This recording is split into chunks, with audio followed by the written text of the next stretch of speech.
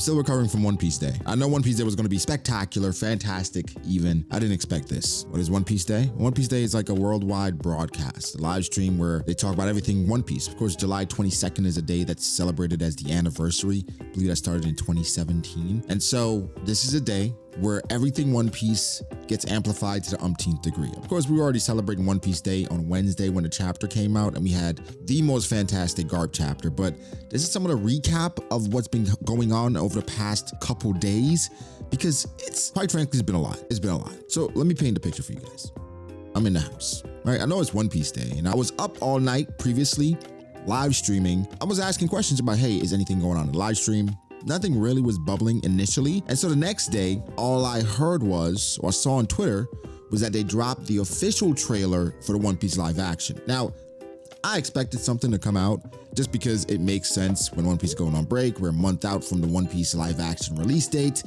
We need a full trailer, because the last one was a teaser, and that had a bunch of mixed reactions, as we all know, right? People, for the most part, it was mixed, like split down the middle, if not more people were apprehensive as opposed to encouraged about it. I'm gonna be honest. So we needed a trailer, and that trailer needed to deliver. The trailer delivered. We got an amazing trailer that showed us some of our favorite characters, and a breakdown of the trailer is coming. I promise you guys, a breakdown of the trailer is coming. Easter eggs are coming, just dissecting everything that happened in that trailer, right?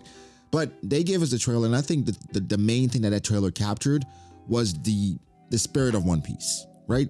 It's a different universe. It feels like the One Piece MCU. That's weird. That doesn't make sense. The One Piece multiverse, if that makes sense, where it is One Piece, but it's in a different universe. That is Zoro, but in a different universe. That is Luffy, but in a different universe. And I think that's the best way to approach this live action, because if you approach it like if it's the One Piece that we all know and love, you might get disappointed. But if you approach it as it is One Piece, however, it's in a different universe, then you'll feel better about it. I know the MCU people and people that love the MCU or love comics, typically they have things to say about the MCU because they feel like they butcher their characters. However, I would not have ever known about Thanos if it wasn't for the MCU. And what people tell me about Thanos and his motivations, I think I like the MCU route a bit better. If you know, you know, I guess.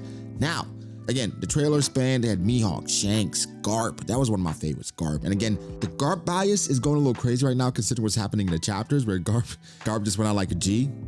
Not sure if he went out. Either way, amazing live stream.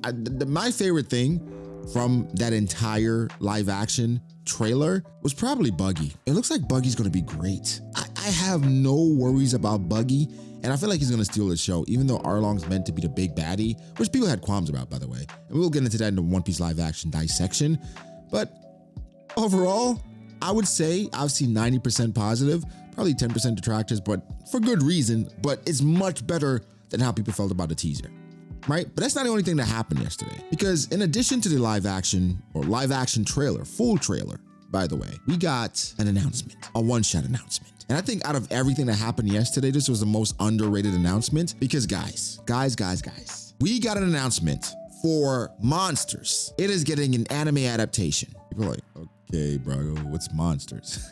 Well, Monsters is a one-shot, right? And Oda did one-shots back in the day, pre-One Piece. He did Romance Dawn, he did Monsters. And Romance Dawn is basically somewhat of the basis for One Piece, but it's not the canon story. Garp in Romance Dawn is like a pirate. He had the Gomu Gomu no Mi, that's where Luffy ate it. It's a whole different story. Maybe I'll cover that one day. Monsters tells the story of Ryuma. Yes, the sword god. Yes, from back in the day that protected the city of gold. Yes, the backstory of Ryuma that slayed the dragon. That's what Monsters is, the one shot. Now, I know for you guys, you're saying, well, Romance Dawn isn't canon. Why would we care about Monsters? It isn't canon. Well, Monsters is canon. It is canon. We asked Oda about it. I say we in SBS 47 to be exact. Oda was asked a question about Monsters and Romance Dawn and saying, hey, the Ryuma you mentioned, right? Ryuma from Thriller Bark, the sword god, is that the same Ryuma from Monsters, that one shot from back in the day? And then he asked about they asked about Romance Dawn as well. He said, well, Romance Dawn, because Garp in Romance Dawn was a pirate. And so they're asking, did Garp used to lead a pirate crew? Is like, what's his history? He's like, no. Garp that we know and love is the Garp that's a Marine through and through. But Ryuma, he is one and the same from Monsters. So the Ryuma in Monsters, he's the Ryuma that's in the story right now. Therefore, making Monsters a canon adaptation. So just a canon version of events. And that just got announced to get its anime adaptation. Guys, I don't think you realize how big a deal this is. This somewhat sets a precedent. We can get one-shots from spin-offs. We have the Ace novel, we got a Law novel, we have different things out there that Oda can give us specific things that be related to canon material. And Monsters, this is Ryuma slaying the dragon. We'll cover Monsters in an official video at some point, just going through everything and just reviewing it and giving you guys a breakdown of what happens in the story before the anime adaptation comes out. But this is an underrated gem in regards to something that was announced. Again, it's setting the precedent. We're getting Ryuma backstory. We're gonna probably introduce some more characters. Oda's gonna flesh this thing out in a great way. But off of Monsters, Oda can give us more stuff. Okay, Ryuma flashback, right? Monsters. What if you give us something with Joy Boy? And this tells me 100%, we're gonna get a Garp one-shot or a prequel for One Piece after One Piece ends, or you start it while One Piece is going on. Either way, it's coming. And there's no doubt in my mind that this is happening. I am super excited to see just this one shot in regards to Ryuma, the sword god. Yo, even when everything happened or takes place with Ryuma, we're not really clear. It's not really clear on when it happened, right? So with Ryuma and the perception around him, and even Wano to this day, announcing that one shot. And again, the director, by the way, is the director that directed the first season of JJK. And we know how the first season of JJK went crazy. So I expect it to be, One Piece canon material in a separate show. We're eating. But that's not the only thing that happened yesterday, right? We're gonna save Gear 5 for last. Something that I'm not personally attached to. I'll be quite frank, I don't like the games. Pirate Warriors 4. I don't like any of the Pirate Warriors. This is just not my game. It just seems repetitive, redundant, just cheap. But I understand why people like it. So DLC got released for Pirate Warriors 4. And it's gonna be some Onigashima battle costumes for Law, for Luffy, but more than anything, Gear 5 is gonna be a playable character as well, which is interesting. Again, so people that like the games, they're excited. So Oda's covered manga with Garp going crazy. Live action, trailer's amazing. I would say miscellaneous, right? With the Ryuma one-shot. A one-shot just getting an anime adaptation?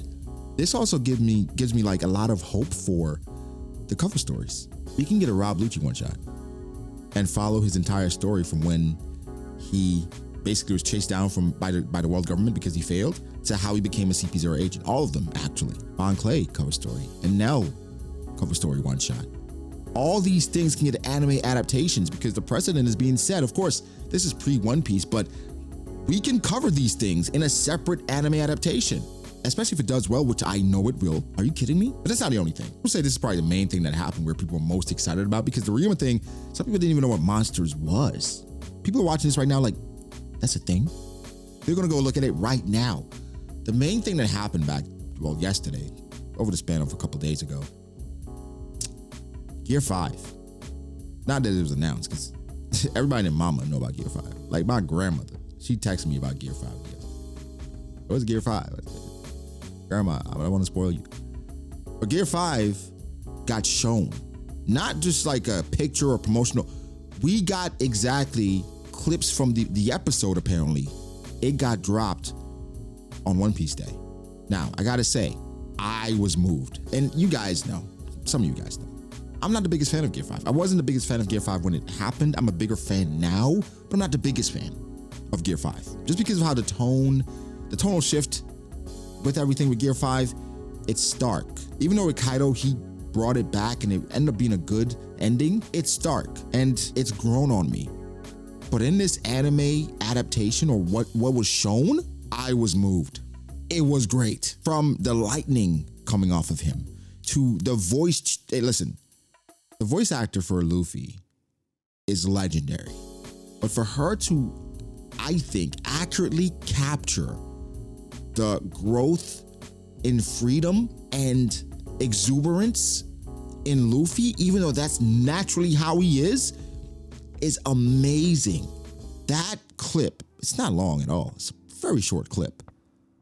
But it just encapsulates what freedom means in One Piece, what Luffy is as a character, and what he represents for the One Piece story. This is his peak. The lightning just emanating from him. His laughter, how he's treating Kaido, the stars they had around Kaido. Now, I'm not gonna be one of those guys that compares Gear 5 to Dragon Ball and Super Saiyan.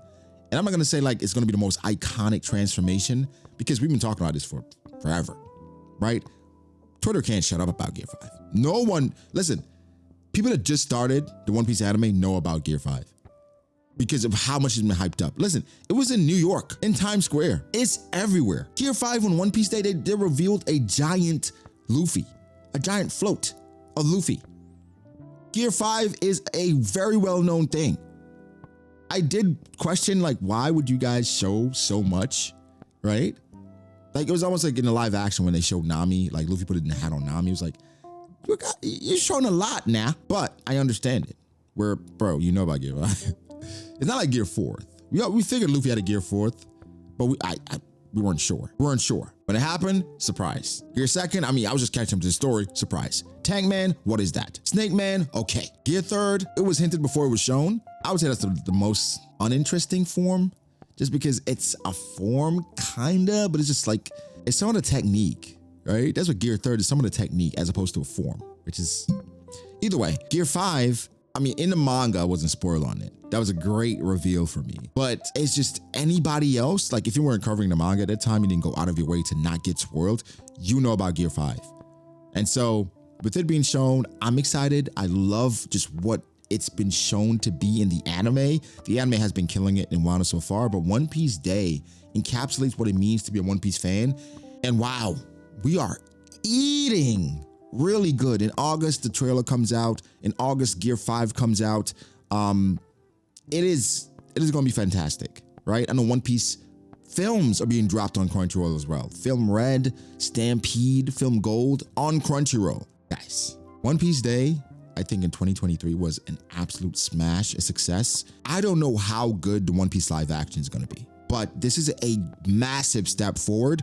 And so far, I think has been the most well-received anime live action adaptation I've ever seen. But we have to see it get actual show before we make our assertions. Give me your thoughts. What was your favorite thing from One Piece Day? Are you excited for Ryuma? Are you excited for Gear 5? I know you are. How do you feel about a live action trailer? And guys, do you actually play Pirate Wars 4? Like, I'm not gonna judge you for playing it. I'm just asking. I just wanna know. Inquiring minds would like to know. But guys, give me your thoughts. Like the video, subscribe. See you guys in the next one. Wait. If you are interested in my One Piece live action reaction, it will be here. If you're interested in my One Piece Gear 5 reaction, it'll be here as well. And links will be in the description if you want to check those out. But